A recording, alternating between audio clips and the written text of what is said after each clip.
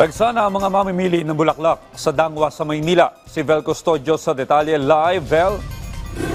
Rise and shine, Audrey. Dumadami na ang mga bumibili ng bulaklak sa Dangwang, Maynila ngayong papalapit na ang undas. Ang ilan sa kanila galing pang probinsya. Mula Bulacan, dumayo pa si Prefe ng Dangwa para bumili ng bulaklak para sa araw ng undas. Mas mura daw kasi ang bulaklak sa Dangwa. 300 daw po. Pag mga ganyang bulaklak po ba sa Bulacan, mga magkano po ang Mga 500. Nananatili pa ring 100 pesos ang mga bulaklak na naka-arrange sa styrofoam. Pero tumaas na ang presyo ng ilang mga bulaklak na mabenta tuwing undas. Kagaya ng carnation na 230 pesos na per 10 stem mula sa dating 200 pesos. Ang Malaysian mums naman ay 450 pesos hanggang 600 pesos na ang isang dosenang piraso. Ang Peruvian lily ay 80 pesos per dozen. Ang mga naka-arrange naman sa basket ay naglalaro sa 300 hanggang 1,000 pesos depende sa laki at uri ng mga bulaklak.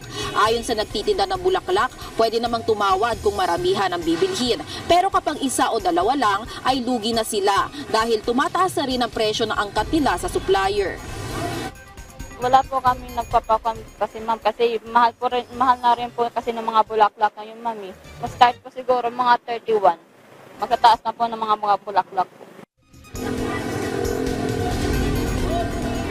Pwede na rin mamili ng tingi-tingi at magpa-arrange ang bulaklak sa Maynila. Pwede rin mag-advance order na.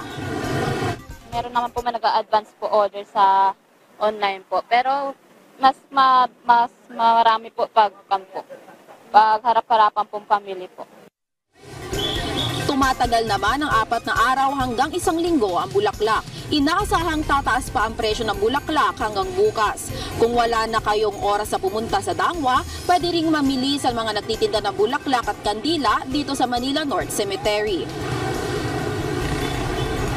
Audrey, sa ngayon nakakalat na ang mga pulis at mga kawani ng Manila LGU sa paligid ng Manila North Cemetery habang dumadami na ang mga tao na dumadalaw dito ngayong papalapit na ang undas. As of 6 a.m. ay 189 na ang mga dumalaw dito sa Manila North Cemetery. Kahapon nakapagtala ng kabuuang 11,330 ang foot traffic dito sa Manila North Cemetery. Balik sa iyo, Audrey. Maraming salamat, Vel Custodio.